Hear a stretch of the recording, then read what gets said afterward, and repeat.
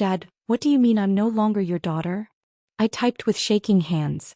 Before I could press send, my cousin posted my private hospital report into the family WhatsApp group. Messages exploded across the screen. Nobody asked for the truth. They only judged me.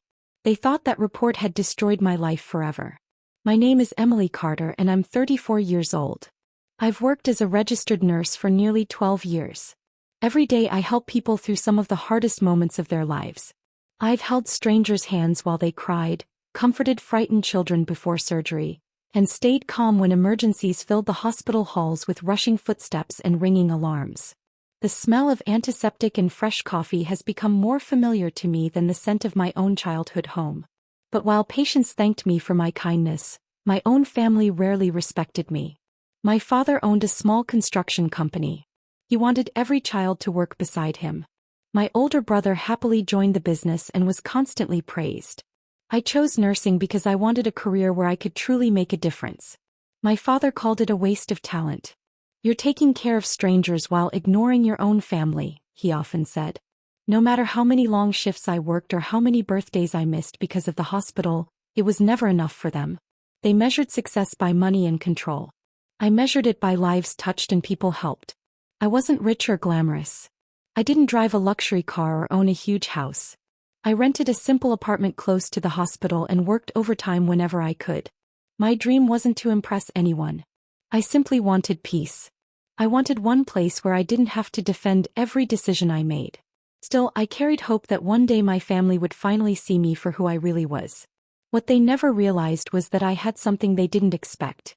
If you've ever felt judged by the people who should have supported you the most, please subscribe because this community understands that pain. Have you ever had someone twist your story before anyone heard your side? Share your experience in the comments. Don't forget to click like and hype because stories like this deserve to be heard. Everything changed because I said one simple word. No. My father called me late one Friday evening. I need $20,000, he said. It's only temporary. For what? I asked. A business opportunity. That phrase immediately made me nervous. I'd heard it before. Every risky investment somehow became a family emergency when things went wrong. I can't do it, Dad. There was a long silence. You have savings. I do, but those savings are for my future. You'd rather watch your own father struggle? I've helped before. I can't keep fixing investments I never agreed with. His voice hardened. After everything we've done for you, this is how you repay us? I took a deep breath. You paid for my childhood because you were my parents. That doesn't mean I owe you every dollar I earn. He hung up. An hour later, the family WhatsApp group exploded. My father wrote, Emily has turned her back on this family. She's selfish and ungrateful. From today you're no longer my daughter. Don't come back here. I stared at the screen, unable to breathe. Before I could answer, my older brother uploaded a document. At first I didn't recognize it. Then my heart dropped. It was my confidential hospital report from months earlier. After weeks of exhaustion, I'd voluntarily met with a counselor through the hospital wellness program.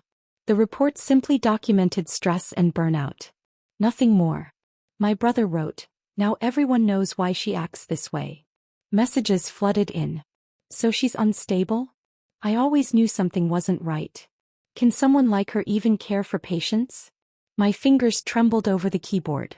That report is private, I typed. Nobody cared. Instead, an aunt replied, maybe your father is protecting us. Another cousin added laughing emojis. Then something even worse happened. Someone forwarded screenshots outside the family group. The next morning, 2 coworkers quietly asked if I was okay because people had started calling the hospital, repeating lies about my mental health and questioning whether I should still be working as a nurse. I stood frozen in the staff hallway, listening to the distant beeping of medical monitors, realizing my own family hadn't just humiliated me. They had tried to destroy the career I'd spent my entire adult life building. The days that followed felt heavier than any hospital shift I had ever worked. I could handle tired feet, long nights, and emergency alarms. I knew how to stay calm when patients panicked. But I didn't know how to prepare for betrayal that followed me home every evening. The first real blow came a week later. My little niece was celebrating her 10th birthday. She adored me. Every year I baked cookies with her and gave her a new book because she loved reading. This year I never received an invitation. I found out by accident. A coworker smiled and said, "I saw pictures online. Your family looked happy." I opened social media during my lunch break. There they were. Everyone smiling around the birthday cake. Everyone except me. My niece had even saved an empty chair beside her because she thought I would come. Later I learned my father had told everyone, "Emily isn't welcome until she apologizes." Apologize? For refusing money that belonged to me? For protecting my own future? Called my sister. "Why didn't anyone tell me?" She sighed. "I didn't make the decision. But you agreed with it." I didn't want another fight. I ended the call quietly. Sometimes silence hurts more than shouting. A few days later things became even worse. I walked to a grocery store near my apartment after work. As I pushed my cart through the fruit section I heard two neighbors whisper, "That's her. The nurse everyone has been talking about." My aunt stood a few feet away. She wasn't embarrassed. She was enjoying herself. She smiled at the neighbors and said loudly, "You have to be careful these days. You never really know who you can trust anymore." They looked directly at me. One of them awkwardly walked away. The other avoided eye contact. I approached my aunt. "Why are you doing this?" She folded her arms. "I'm protecting the family." By spreading lies? If people ask questions I answer them. "You don't even know the truth." "I know what your father told us." Her words stung because she never once asked for my side. I left the store carrying groceries that suddenly felt twice as heavy. When I reached my apartment I placed the bags on the kitchen counter and cried for the first time since everything had started. Not because they hated me. Because they enjoyed watching other people hate me too. Still I refused to respond publicly. Every cruel message. Every screenshot. Every voicemail. I saved all of them. I created folders. Backed them up. Recorded dates. Recorded times. Something inside me had changed. I wasn't collecting memories anymore. I was collecting facts. The third betrayal came from my brother. A cousin called one evening. "Emily, is it true you're demanding part of Grandpa's property?" I almost laughed from disbelief. "What?" "They said you're threatening legal action because you want the house." "I've never asked for that house." "That's not what everyone's hearing." Within hours several relatives stopped answering my calls. One uncle even sent me a message. "Greed destroys families." I stared at those words for several minutes. If only he knew. I wasn't chasing anyone's property. I simply wanted my own name back. The lies kept growing because nobody challenged them. Every rumor became another accepted truth. Every silence became proof against me. At work I forced myself to smile. Patients still needed me. Children still needed reassurance before surgery. Older patients still thanked me for listening. Those moments reminded me that strangers trusted me more than my own relatives ever had. One evening my closest coworker noticed I was staying late after everyone else had gone home. "You don't have to carry this alone," she said softly. I appreciated her kindness. "I know," I answered. "I'm just waiting." "For what?" "The right moment." She looked confused. I simply smiled. Because explaining everything would have been impossible. What my family didn't understand was that I had stopped thinking like a hurt daughter. I had started thinking like someone preparing for the truth to matter. Every accusation made them more careless. Every insult made them more confident. They believed I was isolated. They believed shame would keep me quiet forever. They were completely wrong. What they didn't know was that I had kept every message they had ever sent me over the years. Not just the recent ones. Everything. Old emails. Financial records. Voice recordings. Screenshots from phones they thought had been replaced. Copies stored safely in encrypted cloud folders. Deleted messages recovered from backups. Conversations where they admitted spreading rumors. Proof that my hospital report had been shared intentionally. Proof that family members coordinated the attack before posting anything online. I even had messages showing exactly who first obtained my confidential medical document. Every time someone deleted evidence, another copy already existed somewhere else.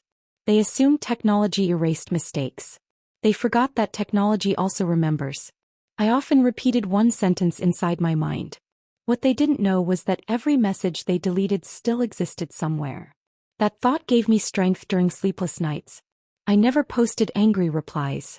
I never argued inside the family group. I never begged anyone to believe me. Instead, I quietly organized every document into neat folders.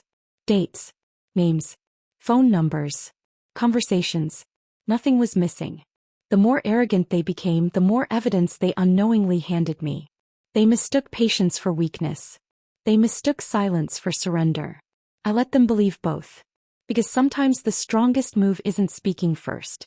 Sometimes it's allowing people to reveal exactly who they are while you calmly prepare for the day every lie finally meets the truth. I didn't have to search long for someone who believed me. 3 days after the rumors spread through the neighborhood, my phone rang while I was driving home from another exhausting shift. The name on the screen surprised me. Richard Holloway. He had been my grandfather's lawyer for more than 30 years before retiring. I hadn't spoken to him in almost 5 years. "Emily," he said gently, "I think we need to talk." The next afternoon I met him in his small office downtown. The room smelled of old books and polished wood. Framed certificates covered the walls, but his warm smile made the place feel less intimidating. "I'm sorry you're going through this," he said. "You've heard." "I've heard enough to know something isn't right." I handed him copies of the screenshots and the hospital report that had been shared. He read quietly for several minutes. Finally he looked up. "They shared confidential medical information without your permission." "I know. And this isn't the first time your family has crossed legal lines." My heart skipped. "What do you mean?" Richard opened an old file cabinet and removed a thick folder. "There are financial records involving your father and brother that never sat right with me. Years ago I warned them to correct certain business practices. They ignored the advice. You knew. I suspected one day those choices would catch up with them." For the first time in weeks I didn't feel alone. Richard leaned forward. "Emily, this isn't about revenge." "It isn't. It's about accountability." I nodded. "That's all I've ever wanted." Over the next several days we worked carefully. Every screenshot was organized. Every recording was labeled. Every email was placed in chronological order. Richard built a timeline that showed exactly how the lies had spread from one person to another. When he finished, he closed the folder. "They think they've already won." "They do." "Good." I looked at him confused. People who think they've won usually stop being careful. He was right. Meanwhile, my family became even more confident. My father continued telling relatives that I would eventually apologize. My brother laughed in the family group. "Emily's too embarrassed to show her face." An aunt replied, "She finally realized nobody believes her." Another cousin wrote, "Maybe now she'll stop pretending she's better than everyone." I read every message without responding. Their confidence kept growing because my silence made them comfortable. Then my father sent one final message. "We're having a family meeting next Saturday. Emily can come if she's ready to admit she was wrong." Several relatives reacted with thumbs-up emojis. They truly believed I would walk into that room begging for forgiveness. None of them knew Richard had already arranged a meeting of his own. Not in our family home. Not around the old dining table where my father always controlled every conversation. This meeting would happen inside a lawyer's office. And everyone would receive the invitation. Saturday morning arrived. I entered Richard's office wearing the same calm expression I used every day at the hospital. My father frowned the moment he saw me. "What is this?" he asked. Richard stepped forward. "This meeting concerns serious legal matters." My brother laughed. "Legal matters? Emily actually hired a lawyer." "I didn't hire him," I said quietly. "He volunteered." The room fell silent. Richard placed several thick folders on the conference table. "I suggest everyone remains seated." My father crossed his arms. "This is ridiculous." Richard ignored him. "We'll begin with the unauthorized distribution of confidential medical records." My aunt suddenly shifted in her chair. Richard projected screenshots onto a large monitor. "There is the original message." Another screenshot appeared. "There is the person who forwarded it." Another. "And here is the conversation planning to post it before Miss Carter had any chance to respond." Nobody spoke. My brother finally cleared his throat. "Those messages don't prove anything." "They prove quite a lot," Richard answered calmly. He pressed another button. An audio recording filled the room. My brother's voice echoed clearly. "If we post the report, everyone will think she's unstable." His face turned white. Where did you get that? I preserve important conversations, I replied. Richard continued. We also have backup copies of deleted chats, email records, phone logs, and statements from individuals who received these materials. My father slammed his hand onto the table. This is an attack on the family. Richard looked directly at him. No, sir. The attack began when your daughter's confidential medical information was intentionally shared. Silence. Heavy silence. Then Richard spoke again. Several actions taken here may constitute violations of medical privacy laws and defamation. My aunt whispered, I didn't know. You participated anyway, Richard answered. Immediately everyone started blaming each other. It was his idea. No, she told me to send it. I only forwarded what I received. I thought everyone already knew. The confidence that had filled the room only minutes earlier disappeared. Fear replaced it. Real fear. Finally my father looked at me. His voice sounded smaller than I had ever heard. Emily, why didn't you tell us you had all this? I met his eyes without anger. You never wanted the truth. Nobody had an answer. For the first time in my life, my family wasn't speaking over me. They were listening. Because the truth had finally become louder than every lie they had ever told. When the meeting ended, Richard asked whether I wanted to move forward with every legal option available. I looked around the room. My father stared at the floor. My brother couldn't meet my eyes. My aunt quietly wiped away tears. For the first time, nobody was making excuses. Nobody was calling me selfish or unstable. I took a slow breath. I want accountability, I said. Not revenge. Richard nodded. Formal letters were sent. Public corrections were made. The false claims about my mental health were withdrawn, and the people who had contacted my employer admitted they had acted on rumors instead of facts. My hospital received the truth directly, and my manager thanked me for handling everything with honesty and professionalism. Over the following weeks, a few relatives reached out privately. I'm sorry, one cousin wrote. I should have asked for your side, another admitted. I accepted the apologies, but I didn't pretend everything was fixed. Trust isn't rebuilt with one message. It's rebuilt through years of consistent actions. My father called several times. I answered once. I'm sorry, he said quietly. I believe you regret what happened, I replied. But regret doesn't erase what you chose to do. Neither of us spoke for a few seconds. I hope one day you'll forgive me. I hope one day you've become someone worth forgiving. I ended the call without anger. Life slowly became peaceful again. I focused on my nursing career, surrounded myself with people who respected honesty, and stopped chasing approval from those who only valued control. The greatest lesson wasn't about winning. It was about knowing my worth before anyone else recognized it. Family isn't defined by who shares your name.